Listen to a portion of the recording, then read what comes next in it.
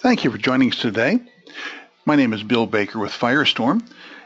This is part of the Crisis Coach webinar series. This is number 5 in the series for the Georgia Association of Independent Schools.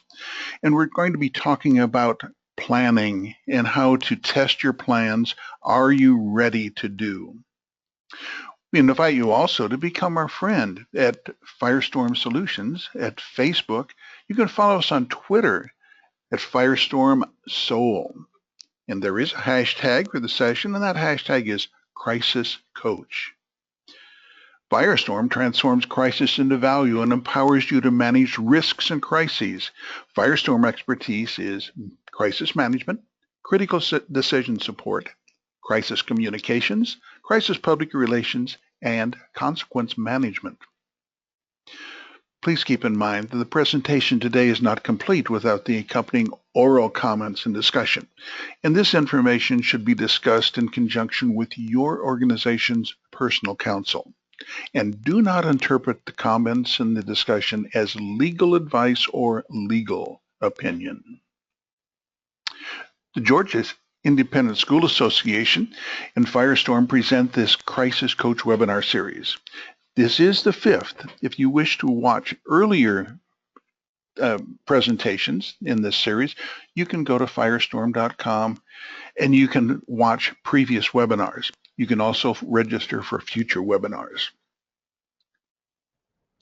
So, Bill, I'm going to jump in. I don't think Jeff's been able to join us yet this morning, and I know he was planning on being on our call today, so he's obviously addressing some of the problems that are impacting us across the state. As we think about the Georgia Independent School Association and the wrap-up of the season in the school year, I know graduation is either occurring or just about to occur in many of the schools, and as we finish one school year, it presents us with a unique opportunity of what do we want to put in place this summer to be ready to return to school in the fall. So as we think about our topics today, that's a good one to look at and to share.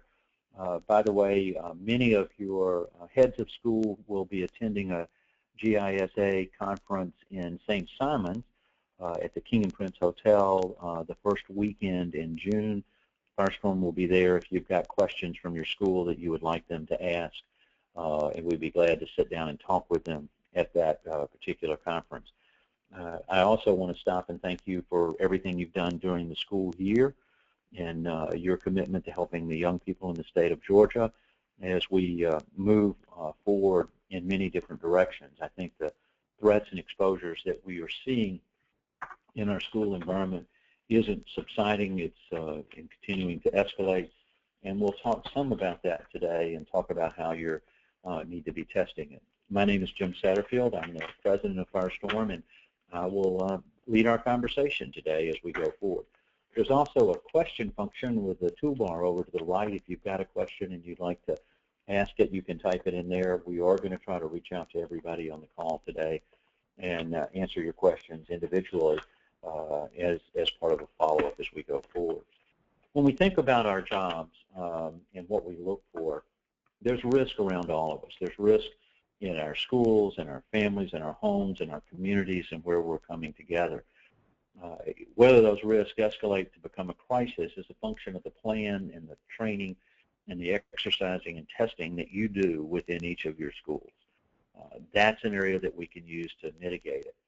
And one of the things that we're seeing is the term coach comes up increasingly in this space and dealing with the types of things that we're going to be talking about today.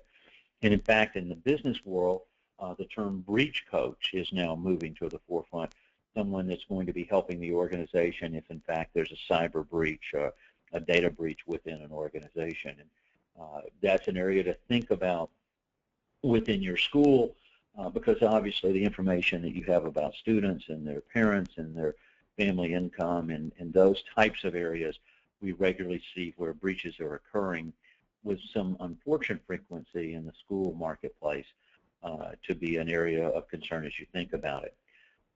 But think about yourself as the crisis coach within your group.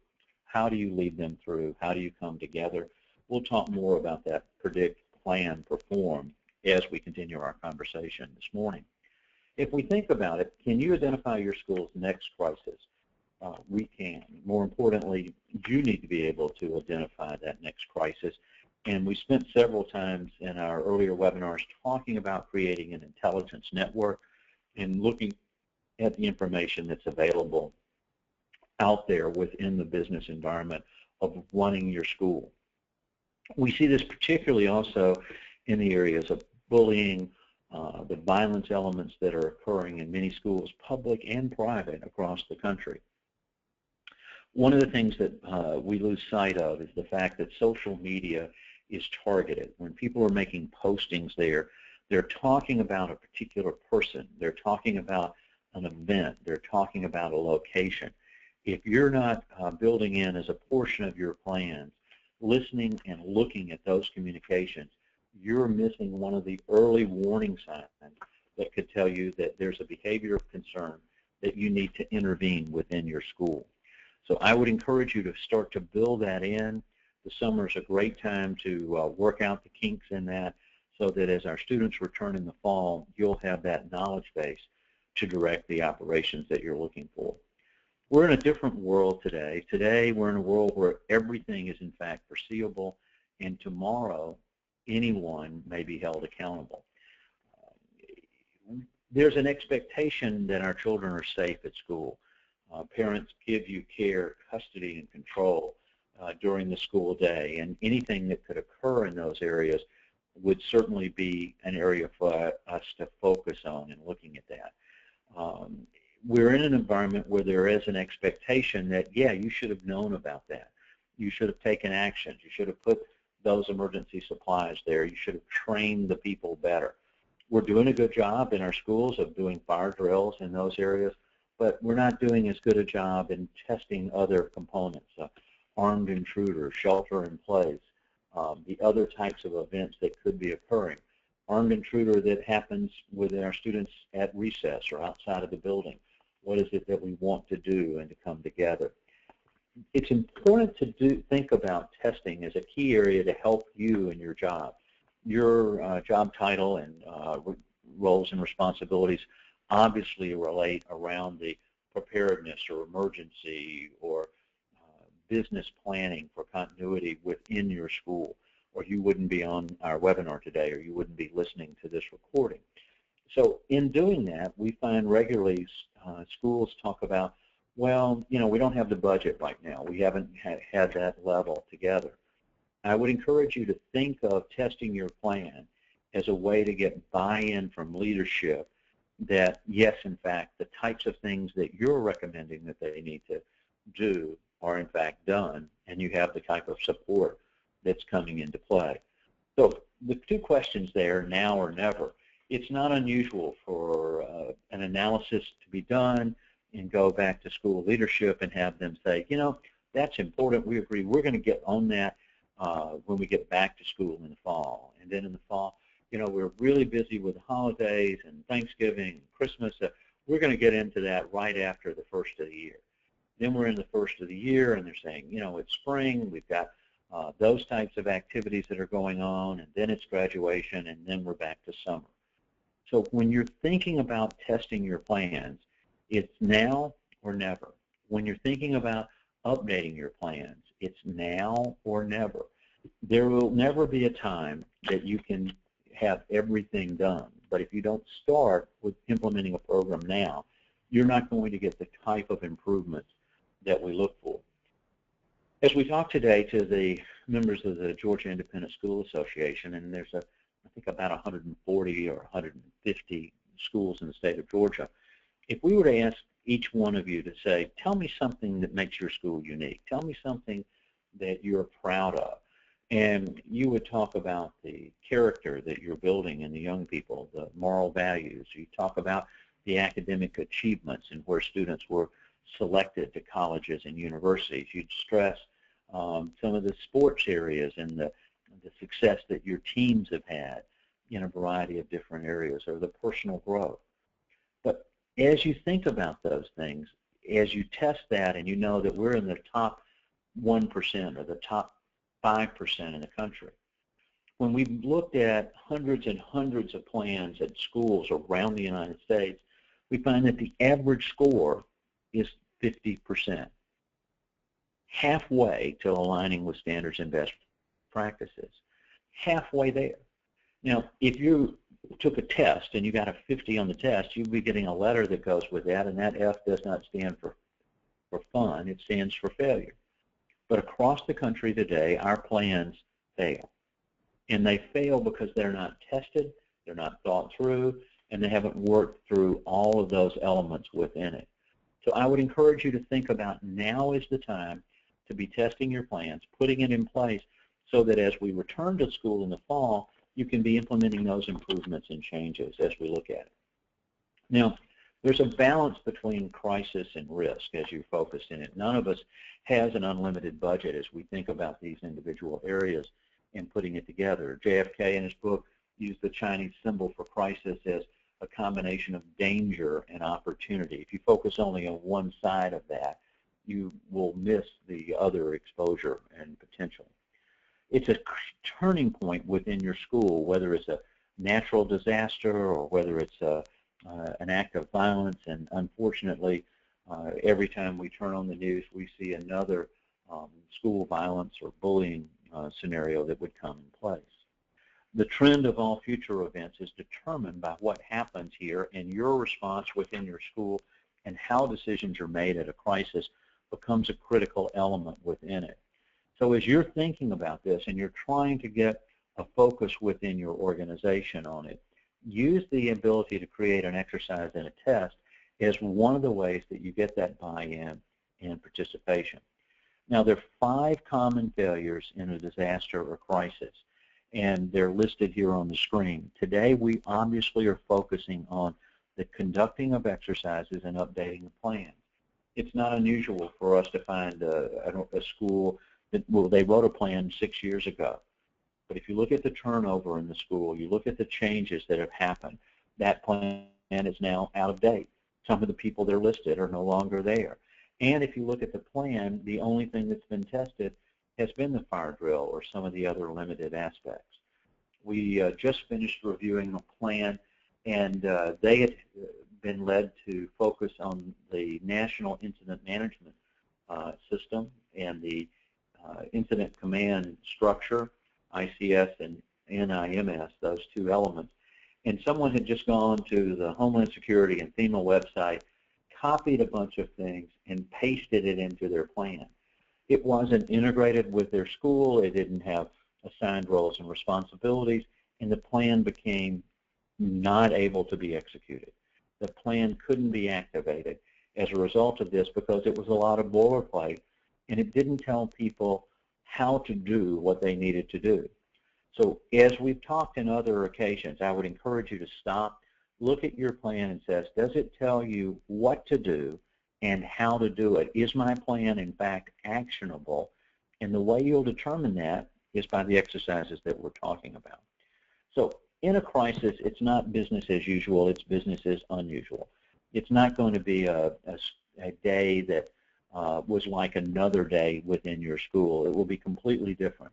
Everybody wants to know what they should do within their school, what they should say, what they should not say, as those elements come together. And this is much more complex than, you know, we've got insurance. Well, insurance is designed to try to make you whole after the event. But if you've lost a child, if you've had someone who's been injured or hurt or even died at this point, there's no amount of insurance that's going to change that element within it. So as we think about the return on investment of a crisis and the fact that it's business is unusual, this is a way that you get the buy-in from your leadership on how you're looking to carry these things forward. So in the rush to finish the school year, think about laying this out as a campaign that would be conducted throughout the summer and putting things in place so that when we return back to school in the fall, that we're set to go. Whether that's the monitoring of these elements, and we're going to talk about that, and learning that most everything you see initially in a crisis and learn is wrong, and you're going to be forced to make those decisions on wrong information. So when we look at emergencies, the question that you want to ask is, will you be ready? Do your people know what to do? Do they know where to go? Do they know what to say? Um, do they have the emergency supplies that they need to have at that point in time? There's standards and best practices in each one of those areas. And if we think about our teachers or our students, you can see it gets to be very complicated in the footprint of all of those words that are appearing on this slide and coming together. The only way you will know you will be ready is if you've tested it.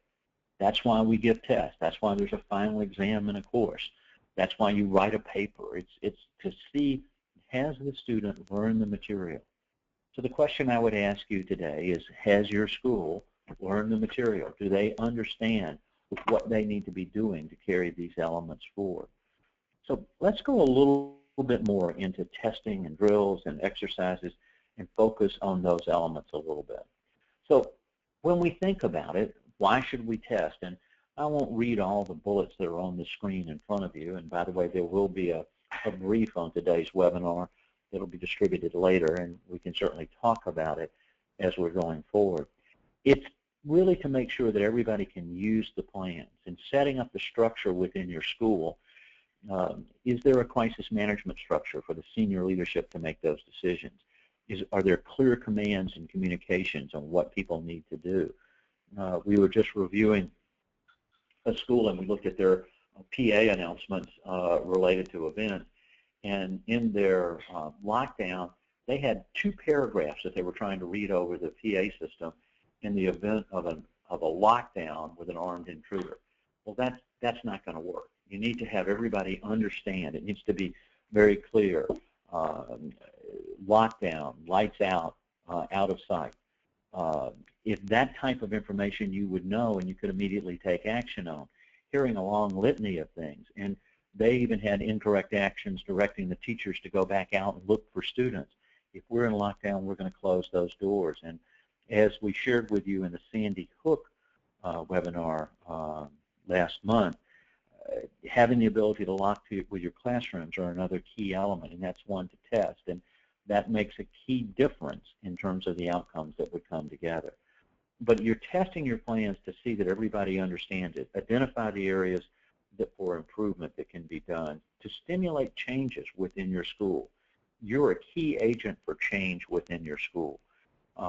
If I were to ask you academically, again, do you want to be in that top quartile? Do you want to be the top 5% in the country in the area of preparedness, or do you want to languish down halfway there? Well, you want to excel in every other area. You clearly want to excel here. So this is the reason why we test. So if I ask you, are you ready? How do you know? And are you sure?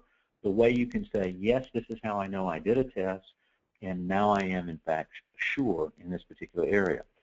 Now, as you think about your plans, we're divided along each of the 5 stages of escalation in a crisis. The pre-action is everything you're doing in advance. That's the writing your plans down, having them available. It's the making sure that people have been trained and tested, the supplies in place, that the structure is there and the plans show how to do it, not just to what. The event, how do you become aware of the event? And at the onset, if your focus is on life and safety and the activation of your emergency response plan. So we can test the pre-action, we can test the onset, we can test the emergency response. How bad is it? That's the impact assessment phase. Now, this could relate to a whole plan, like a tornado drill or testing in that, or it could be testing how you identified the behaviors of concern with a student that's a potential risk to themselves or others, and looking at that, how you became aware of it, how you made the decision that there needs to be an intervention as far as the student is concerned.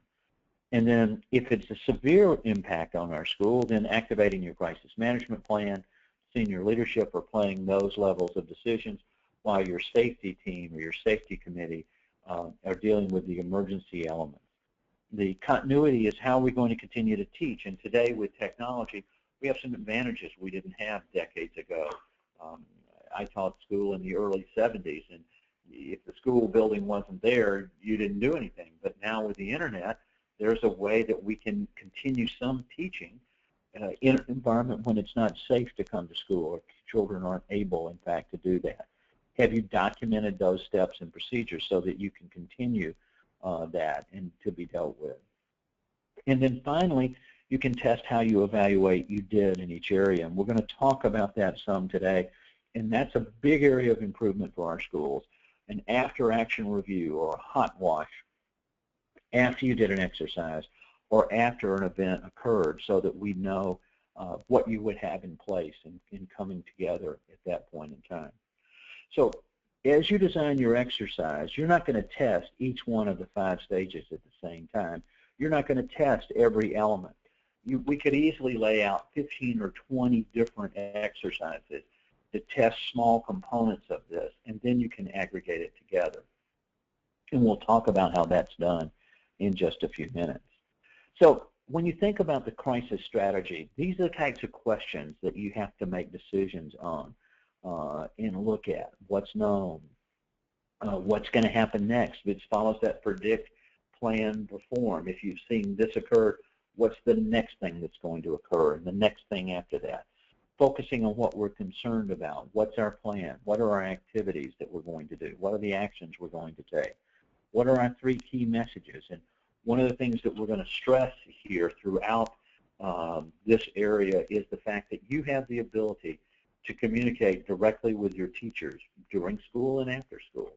You just have the same ability to communicate with your students and to their parents. Excuse me, I think the pollen today is deciding to have fun with me. And so you want to communicate with your key stakeholders, your teachers, your staff, your students, the parents directly. We don't want to communicate with them through the media. You have that ability to communicate directly, and that's going to help you maintain control and direction as there's a crisis or disaster that you're having to focus on. Identifying your spokesperson, and one piece of advice that we would give you is that your spokesperson should not be the head of school, the principal that's involved, because they're going to be involved in making the decisions and carrying forward. And if what we learn early in the crisis is wrong, we don't want to have them in a position of losing credibility within it, and you need to have 2 backups. It's Sandy Hook, as you learned in the webinar. The principal goes down, the psychiatrist goes down, and the assistant principal goes down. 2 were dead, 1 was seriously injured. There was no spokesperson that could come forward at that point. Plan that in advance. Look at internal and external parties that are involved in it, look at their agendas, and thinking about how those elements needed to be structured. As we continue on, these are the questions to think about, and here are the types of actions that you want to make sure that you have in place. As we think about an actual event or doing an exercise, these are the areas we want to touch base on. And again, there will be a brief available after the webinar if you want to refer back to it as you think about each one of these things. But putting this in structure and having it open in advance so that you're not having to figure this out initially. Look at the types of vulnerabilities that you have identified within your school. How do you monitor each one? What's the specific trigger that would tell you now you need to take action? What would be the impacts associated with it? And what are the key questions that would come up? And what are your message maps? What would you say first, second, and third in each one of those areas as they would come together? This would help you bring your plan into alignment with standards and best practices. It'll also be fundamentally involved as you're testing your plans. So what are the benefits? It's making sure we're all on the same page at the same time. You're not going to run a course in your school without having a test at some point to make sure that the learning objectives were achieved. The thing here is, if we commit an error during an exercise, that's great. Now we know this is where there was a breakdown. This is where the miscommunication occurred. This is what kept us from getting to where we wanted to be. And that's a critical aspect within it. So set up what the objectives are for you in each one of your exercises. Now, I said this before, but I want to emphasize it. Almost everything you learn in the first 24 hours in a crisis is wrong. The reason why you have to have so much structure here, the reason why you have to have so many tests, is the ability to make sure that that your structure drives the decisions, because the decisions will be receiving wrong information. So if you don't have that structure in place in advance, it's going to limit your capabilities and certainly limit your impacts. Now, regularly at events, I'll ask people if they have more than one child, and many people raise their hands and say yes.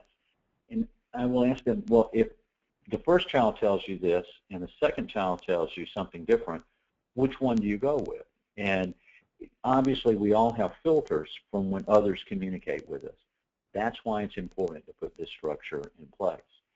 As you're going through either a live event or an exercise, at each step, you want to establish what's changed.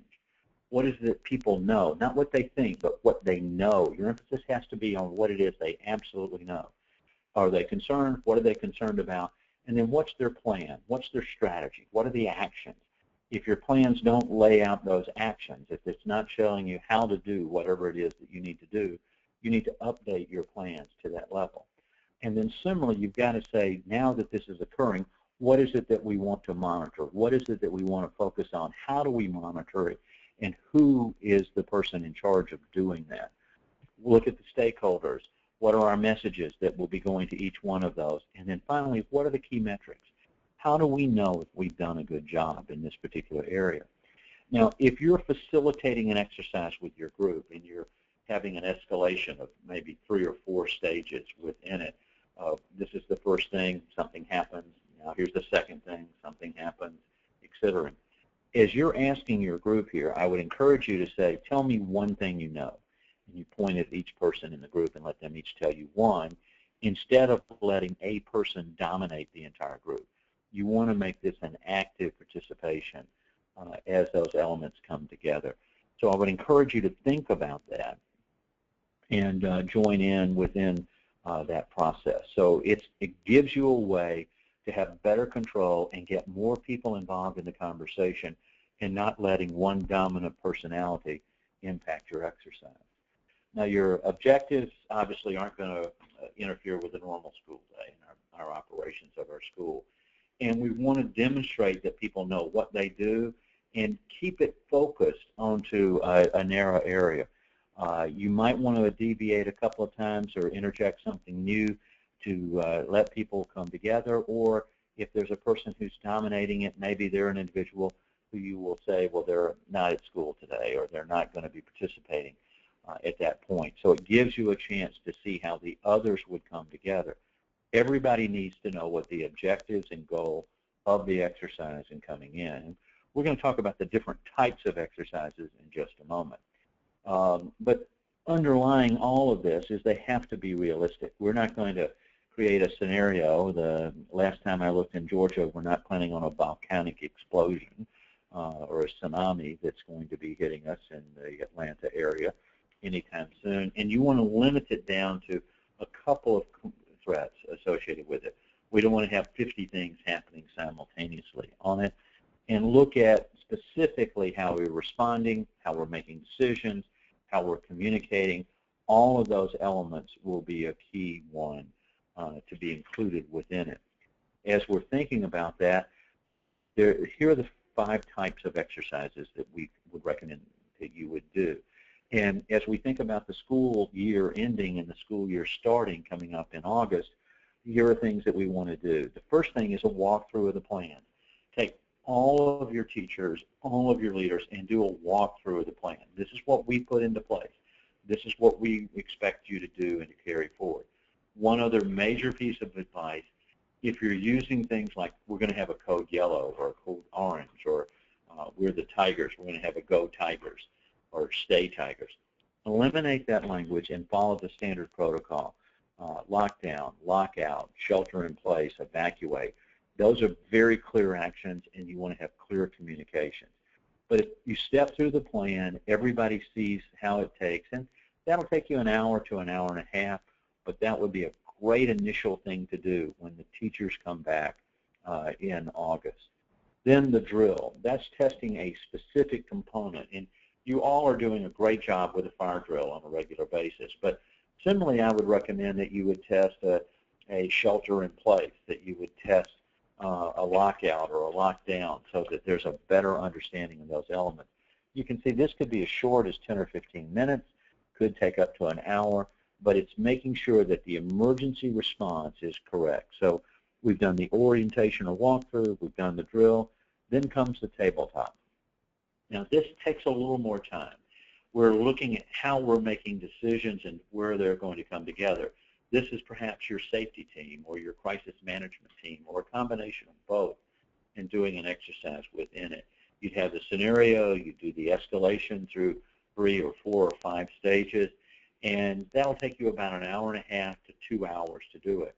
I strongly encourage you to add 30 minutes on it, so this is about a 2.5-hour event, where you do a debrief or a hot wash afterwards, where you look at what went right, what went wrong, and I'll give you some insight specifically into that before we leave today. So that's the third level that you move forward.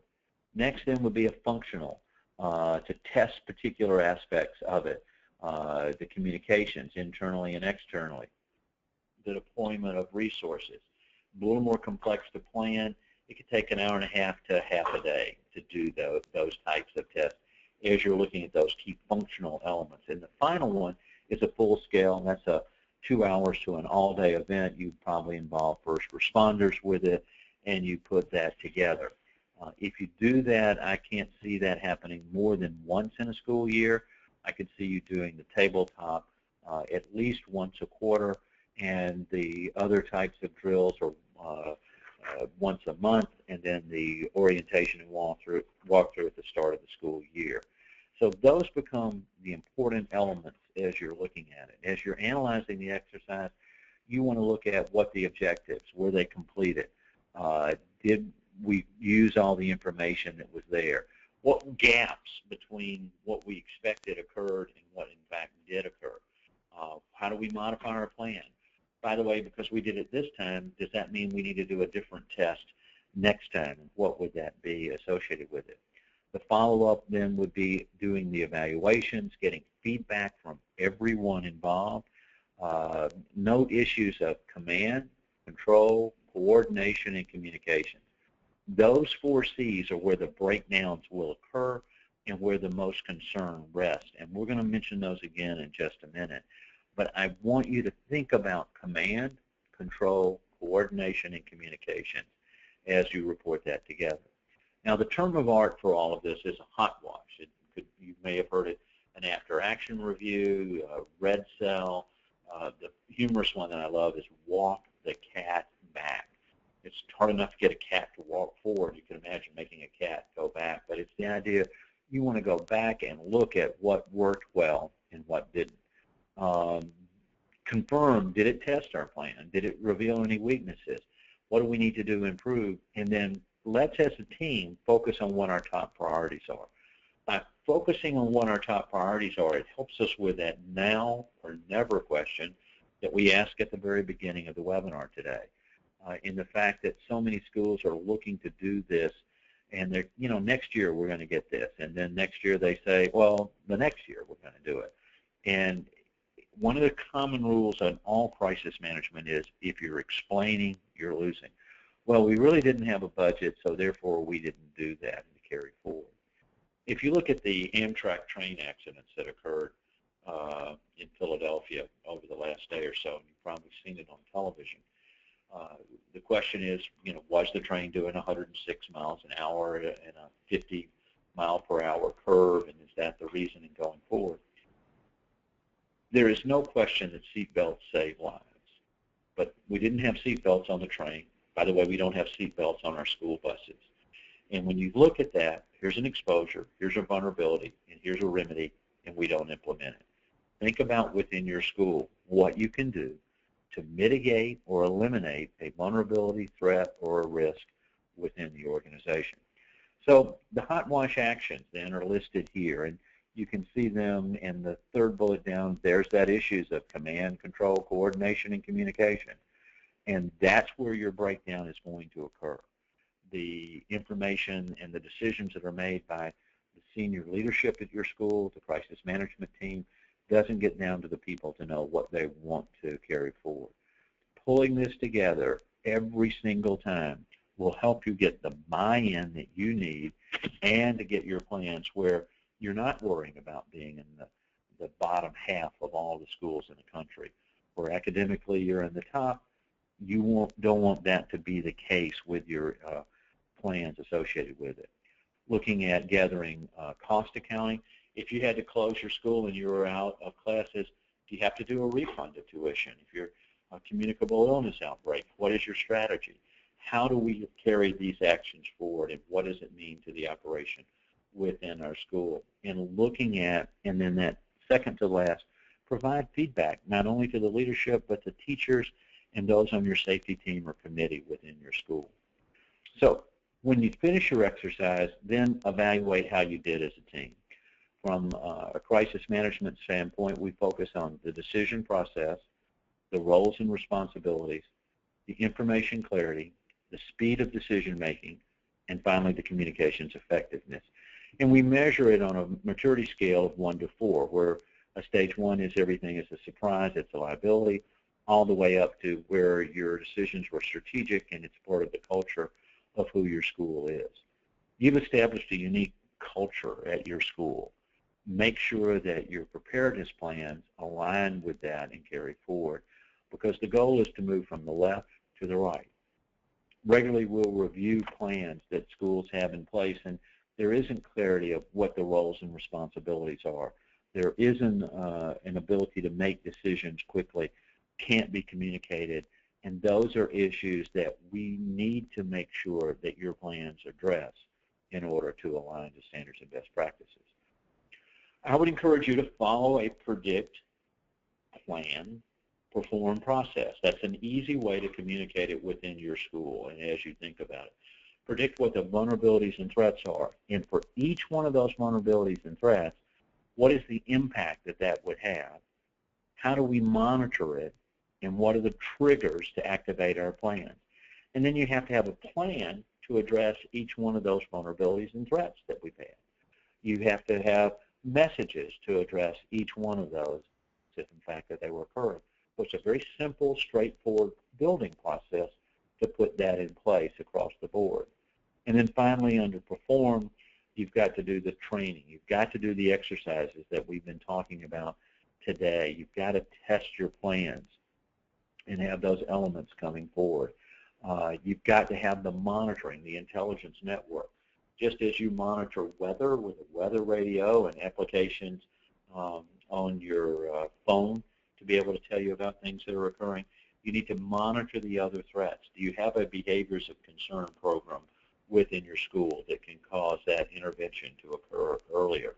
Are you looking at social media? Tell me about your intelligence network. Social media is not random, it's targeted. If someone's talking about a student in your school or a teacher in your school or something that's going on in their family, they're talking about an event that's occurring, they're talking about a location. All of that information is out there. It's not random, it's targeted. If you're listening to it, you're going to be able to hear it, and then you can intervene before it escalates into a threat or an attack, an injury, or even a death. So intervening at the beginning of a behavior of concern instead of waiting for the outcome of that behavior is absolutely critical in today's environment, and you should know in doing it.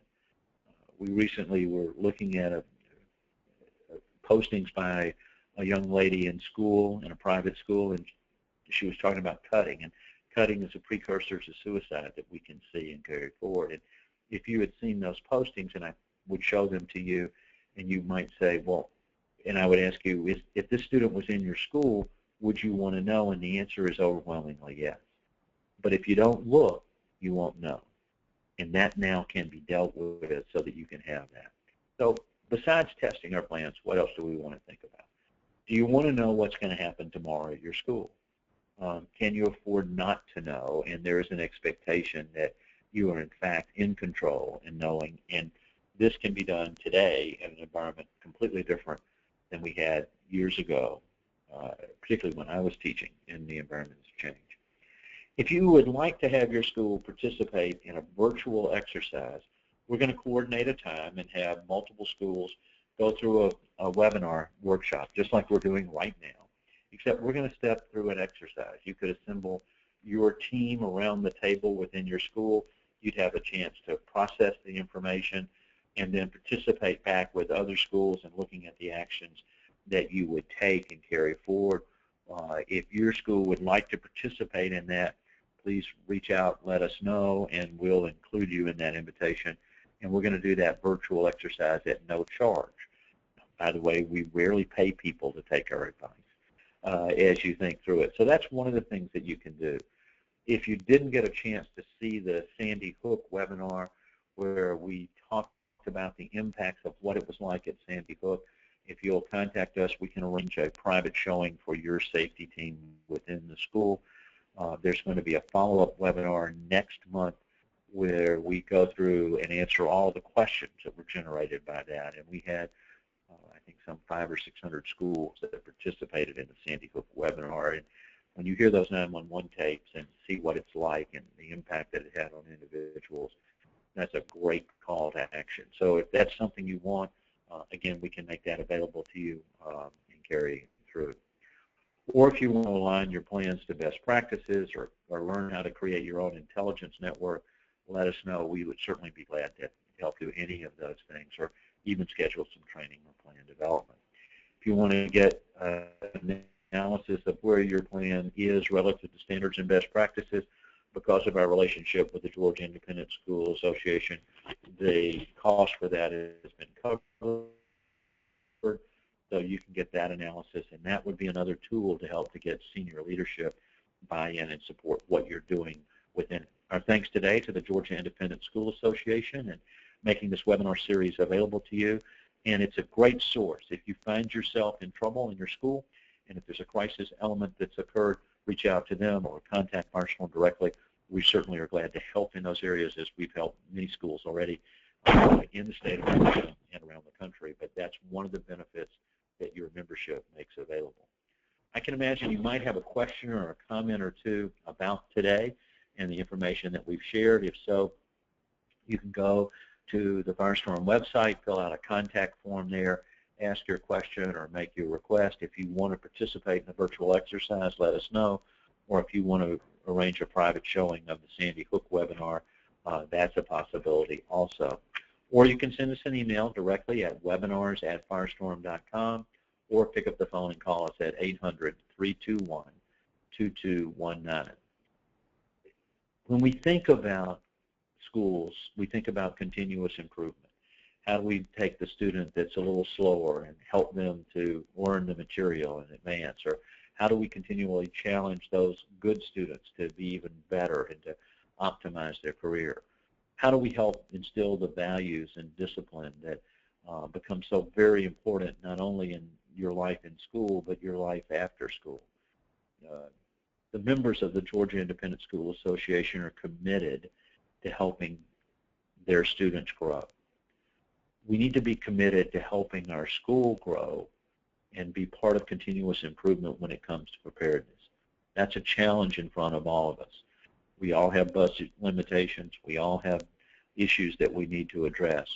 But trying to explain why we didn't have the money to make sure that a child is safe is a conversation that none of us want to have. We're here to help. If you've got questions, please feel free to reach out. We'll have another webinar next month as we continue the series. I've enjoyed speaking with you. If you've got a question about some of the earlier webinars, you can go to our website and go back and view those or share those with others within your school. Have a great day. Congratulations on making it through the school year, and let's get together and plan for fall. Thank you all. Goodbye.